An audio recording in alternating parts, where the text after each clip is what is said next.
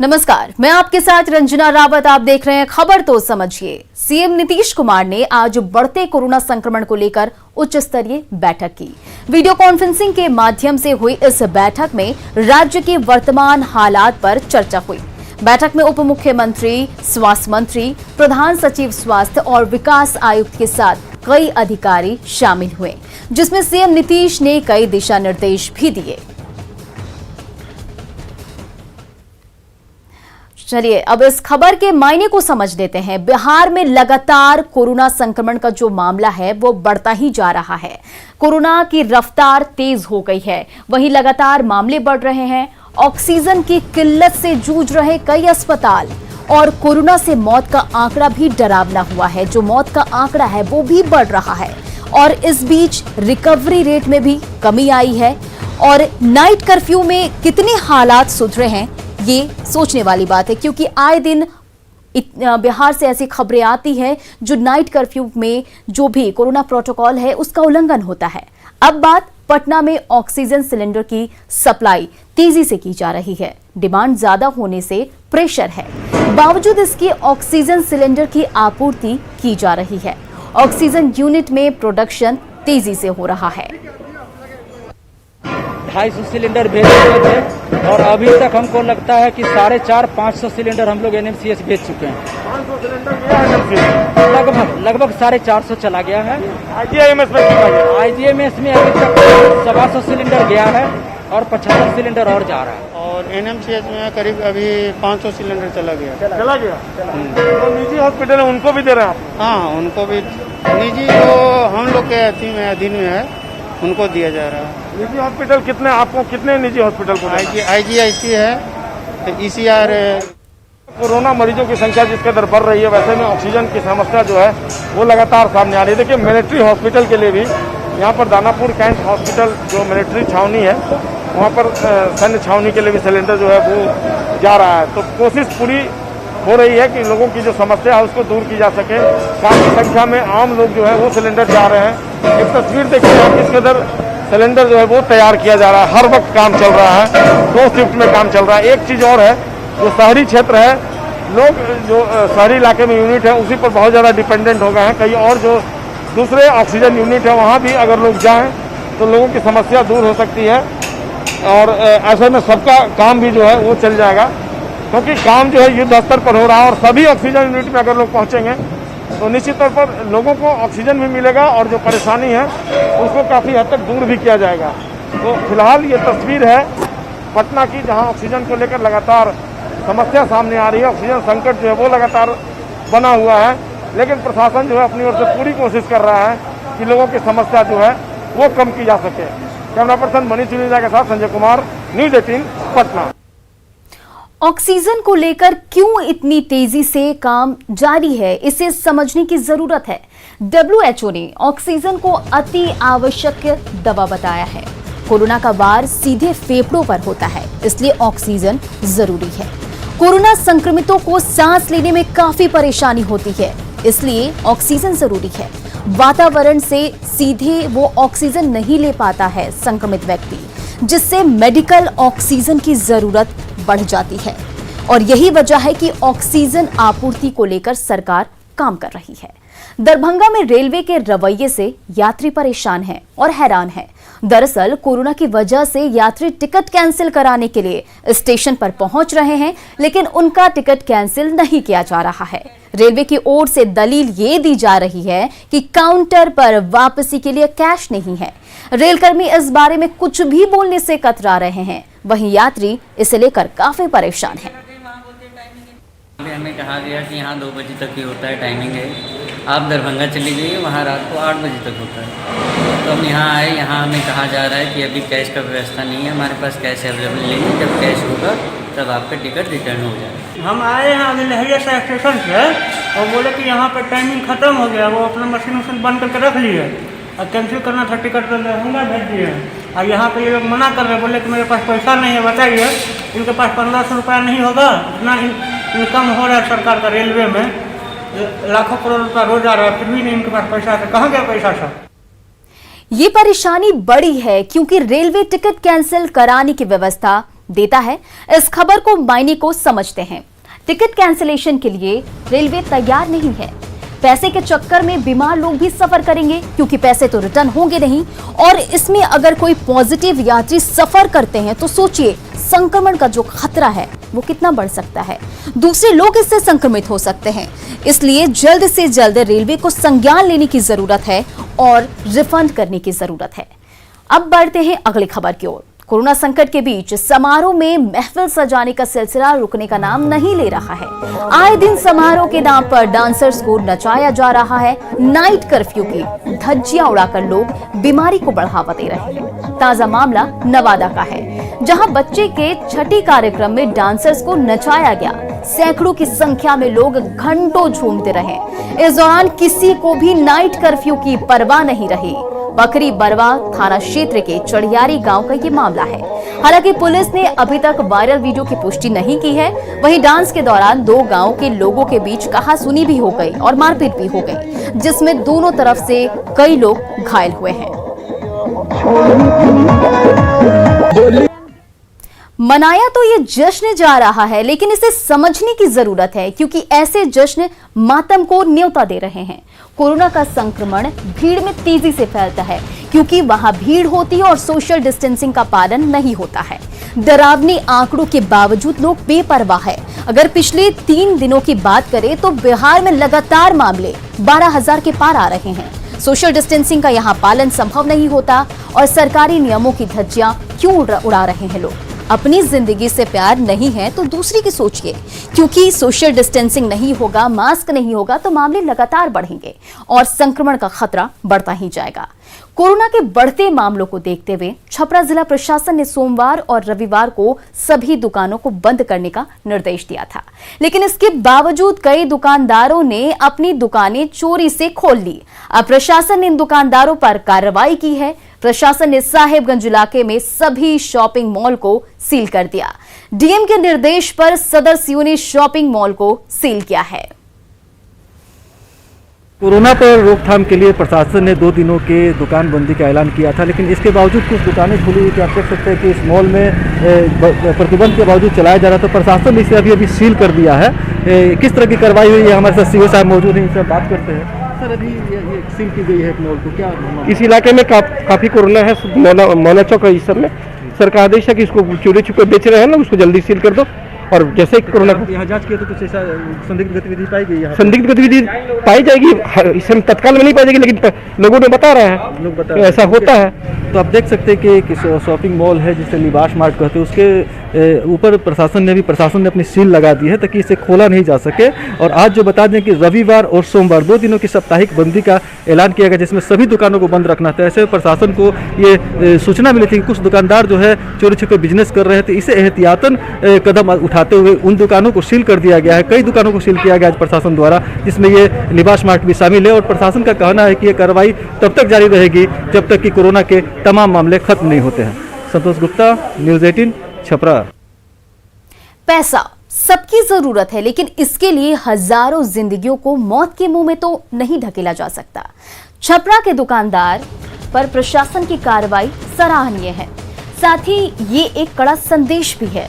संक्रमण रोकने के लिए सख्ती जरूरी है और अगर सख्ती होगी तो लोग डरेंगे।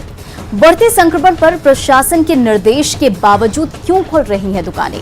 कड़ी कार्रवाई से हो जाएगा तो सख्त संदेश जाएगा। आगे नियम तोड़ने में दुकानदार डरेंगे। कोरोना संक्रमण के बीच पटना के उदयन अस्पताल में कोरोना और कैंसर जैसी गंभीर बीमारी से जूझ रहे 88 साल के मरीज ने अपना जन्मदिन बड़े ही धूमधाम से मनाया। खास बात ये रही कि अस्पताल प्रबंधन ने भी देवी प्रसाद के जन्मदिन में बढ़ चढ़कर हिस्सा लिया। उनके लिए केक की व्यवस्था की गई, बलून से कमरे को सजाया गया। बता दें कि देवी प्रसाद मगध यूनिवर्सिटी के रिटायर्ड प्रोफेसर है। इतनी गंभीर बीमारी के बावजूद जश्न क्यों? इसे समझने की जरूरत है। खुश रहकर बीमारी से जंग जीता जा सकता है। अगर आप खुश रहेंगे तो आपको बीमारी का जो असर है वो थोड़ा कम होगा। बीमार है तो खुशी ज्यादा होगी और बीमारी को कम करती है खुशी। माहौल खुशनुमा होने से दिमाग पर अच्छा असर पड़ेगा। तन और मन खुश रहने से दवाओं पर भी असर कम होगा। पीड़ा को सेलिब्रेशन ही कम करता है। झारखंड में कोरोना का कहर जारी है। कई जगहों पर कोरोना गाइडलाइन का पालन नहीं किया जा रहा है, जिससे तेजी से संक्रमण बढ़ रहा है। ऐसे में जामताड़ा के देवजोड़ गांव संक्रमण से मुक्त है। इसके पीछे ग्रामीणों की जागरूकता है। ग्रामीण दूसरे शहर से गांव आने वाले लोगों का कोरोना टेस्ट कराने के लिए पहले सदर हॉस्पिटल भेजते हैं। टेस्ट नेगेटिव है तो गांव में आने देते हैं। अगर रिपोर्ट पॉजिटिव आई तो प्रशासन को सूचना देते हैं। ग्रामीण को समझाकर इलाज के लिए भेजते हैं। ग्रामीण इतने जागरूक हैं कि गांव में भीड़ भाड़ नहीं लगाते हैं। सभी लोगों को मास्क लगाना अनिवार्य कर दिया जाता है, जिससे गांव में संक्रमण का खतरा कम है। कोरोना के लिए जो हम लोग यहाँ पूरा हम लोग जागरूक है, और यहाँ का जो कोरोना पॉजिटिव मिलता है तो उसको हम थाना को खबर देते हैं, पुलिस वाला को। उसके बाद वीडियो को खबर देते हैं। उसको उदलवानी ले जाते हैं, जामताड़ा उदलवानी, वहाँ अस्पताल में भर्ती करते हैं। और वहाँ व्यवस्था बहुत अच्छा है। अब बाहर से कोई अगर आदमी आता है तो उसको बोलते हैं जाइए कभी टेस्ट करके आइए, और कभी टेस्ट को जब तक नहीं टेस्ट करेगा तब तक गाँव में हम लोग घुसेंगे। और हमारे गांव में भी जागरूक है, मास्क पहन के रहते हैं, कोई भीड़ भाड़ नहीं लगाते हैं, और समय समय पे हम लोग हाथ धोते रहते हैं साबुन से या सैनिटाइजर से। हम लोग पूरा गांव जागरूक है, कहीं भीड़ लगने नहीं देते हैं, 2 गज की दूरी रखते हैं हम लोग।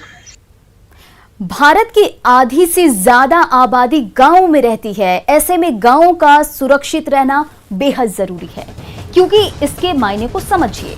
भारत की 68% आबादी गांव में रहती है। गांव में मेडिकल सुविधा शहरों से कम है।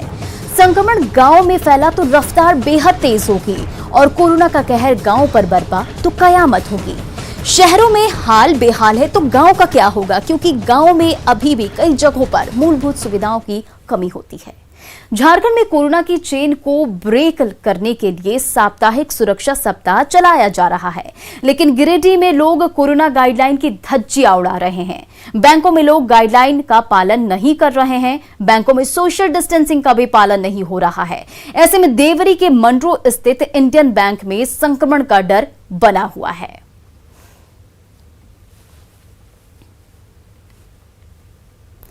कोरोना की रफ्तार बेहद तेज है। ऐसे में सजग रहने की जरूरत है, ताकि कोरोना की चेन को तोड़ा जा सके, ब्रेक किया जा सके। झारखंड सरकार ने इसी वजह से यह फैसला लिया है और 7 दिनों का लॉकडाउन लगाया है। लेकिन लोग जब तक नहीं मानेंगे तब तक खतरा बरकरार रहेगा। भीड़ से बचने की जरूरत है, क्योंकि अगर भीड़ से बचेंगे, सोशल डिस्टेंसिंग का पालन होगा और कोरोना के संक्रमण से बचा जा सकता है। कोविड प्रोटोकॉल का पालन करें। सरकार सजग है, आप भी सजग हो। फोन पर काम हो सकता है तो बैंक ना जाए। मास्क और सैनिटाइजर का प्रयोग जरूर करें, क्योंकि मास्क और सैनिटाइजर संक्रमण से रोक सकता है।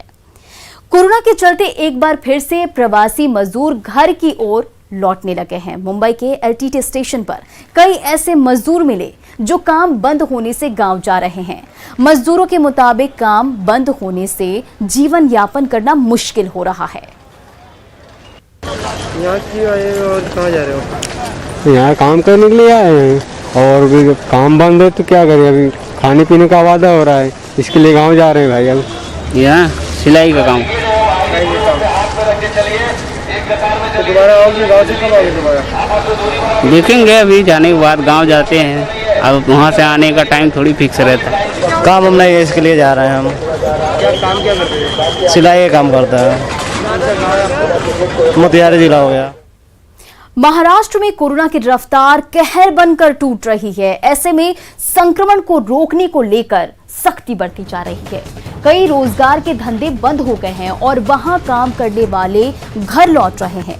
घर क्यों लौटना पड़ रहा है, इसे समझते हैं। काम बंद होने से पैसा बंद, यानी कि काम नहीं तो आपको पैसे नहीं मिलेंगे। बाहर में बगैर पैसे कितने दिन गुजारा होगा। बिहार के हजारों श्रमिक महाराष्ट्र में काम करते हैं। रोजी रोटी पर संकट की वजह से घर की तरफ लौट रहे हैं। घर पर किराया नहीं लगेगा, खाना भी मिलेगा, और इस वजह से प्रवासी मजदूरों का घर लौटने का जो सिलसिला है वो जारी है। कोरोना संकट के बीच लोग इम्यूनिटी बढ़ाने पर खास जोर दे रहे हैं। यही वजह है कि सर्दी जुकाम से बचने के लिए लोग फ्रिज के पानी से दूर भाग रहे हैं। लोग ठंडा पानी पीने के लिए देसी फ्रिज यानी कि घड़ा और सुराही की खरीदारी कर रहे हैं। लोगों का कहना है कि देसी जुगाड़ बीमारी से बचाने में मददगार है, वहीं इम्यूनिटी बूस्टर भी है। पटना के बर्तन मंडी से देखते हैं संवाददाता अमित कुमार की ये रिपोर्ट। कोरोना संक्रमण के दौरान जो है लोगों को खांसी सर्दी हो रही है, तो लोग जो है भयभीत हो जा रहे हैं और यही वजह है कि लोग जो है अब फ्रिज का पानी पीने के बजाय देसी फ्रिज जिसे कहते हैं, देख सकते हैं घड़ा जो है उसका पानी पीना जो है लोग ज़्यादा पसंद कर रहे हैं। लोग जो है खरीदारी भी कर रहे हैं घड़ों की। तो हम जानते हैं इनसे, ये बताइए कि काफ़ी वर्षों के बाद लोग घड़ा खरीद रहे हैं। कितने वर्षों का रखते हैं? 3 साल के बाद। 3 साल क्यों? पानी पीने के लिए। फ्रिज का पानी पीना छोड़ दिया आप लोग? हाँ, फ्रिज का पानी नहीं पीते हैं, बिल्कुल नहीं, घर में कोई नहीं पीता है। हाँ, आप बताइए। घड़ा पानी फ्रिज से अच्छा होता है, उसका पीना पसंद करते हैं। अभी सर्दी खांसी के कारण भी लोग हाँ, फ्रिज का पानी नहीं पीते, गला पकड़ लेता है उससे। शुभम कुमार ये बता रहे हैं कि फ्रिज का पानी नहीं पी रहे हैं क्योंकि फ्रिज के पानी पीने से गला पकड़ ले रहा है, और यही वजह है कि लोग जो है वो डरे भी हैं। अगर थोड़ा सा भी सर्दी जुकाम हो जा रहा है तो लोग घबरा जा रहे हैं। लोग जो है वो देसी फ्रिज जिसे कहते हैं उसका इस्तेमाल करने लगे हैं, और यहाँ पे जो सुराही है, घड़ा है, उसकी खरीदारी जो है, उसका डिमांड जो है वो काफ़ी बढ़ गया है। और इस वजह से जो है पटना का जो मंडी है, कुम्हार मंडी जो है, यहाँ पे अलग अलग वैरायटीज़ के अलग अलग तरीके के जो घड़े हैं, बेहतरीन घड़े जो है वो कुम्हार जो है वो बना कर रखे हुए हैं, और इसकी डिमांड, इसकी जो सेल है वो काफ़ी बढ़ी हुई है। कैमरा पर्सन अजय दुबे के साथ अमित कुमार, न्यूज़ 18 पटना। स्वाद के चक्कर में सेहत से खिलवाड़ ना करें। कोरोना के इस दौर में सावधानी बेहद जरूरी है। ऐसे में गर्मी के दिन में देसी फ्रिज का इस्तेमाल रोगों को आपसे दूर रखेगा। शरीर को पानी की सख्त जरूरत है और शरीर के लिए पानी रामबाण इलाज है। घड़े का पानी सेहत के लिए फायदेमंद होता है। फ्रिज का खाना शरीर के लिए नुकसानदायक होता है, और कोशिश करें कि आटा, आलू, टमाटर फ्रिज में कतई ना रखें। प्रधानमंत्री नरेंद्र मोदी का आत्मनिर्भर भारत बनाने का आह्वान एक निर्णायक मोड़ पर आ गया है, जो कि भारत की अर्थव्यवस्था की दृष्टि से काफी महत्वपूर्ण है। और नेटवर्क 18 की पहल और आईटीसी द्वारा प्रस्तुत स्वाभिमान भारत आपके लिए देश भर से आत्मनिर्भरता और उससे जुड़ी प्रेरणात्मक कहानियां लेकर आ रहा है। आखिर ऐसी ही नवीनता और उपलब्धियों से लिपटी हुई कहानियां ही तो हमें एक बेहतर राष्ट्र के रूप में परिभाषित करती है। उन्हीं में से एक भारत के प्रतिष्ठित संगीतकार AR रहमान की कहानी है।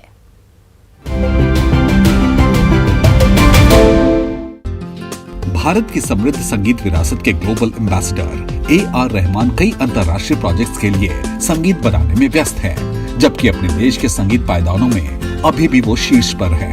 फिल्म मेकिंग की दुनिया में वो 99 सॉन्ग्स के साथ कदम रख रहे हैं, और उनका ये मानना है कि संगीत और फिल्में दुनिया भर के लोगों के बीच की दूरियों को कम करती है।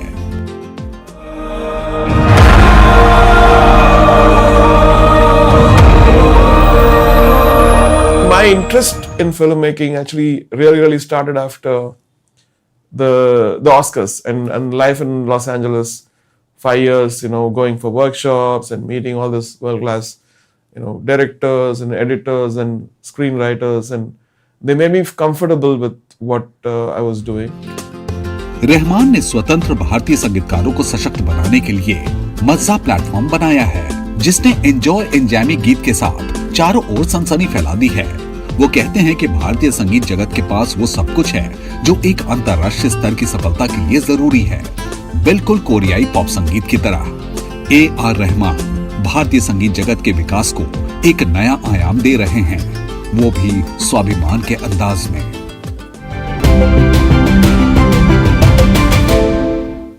तो फिलहाल इस बुलेटिन में इतना ही। बने रहिए न्यूज़ 18 बिहार झारखंड के साथ।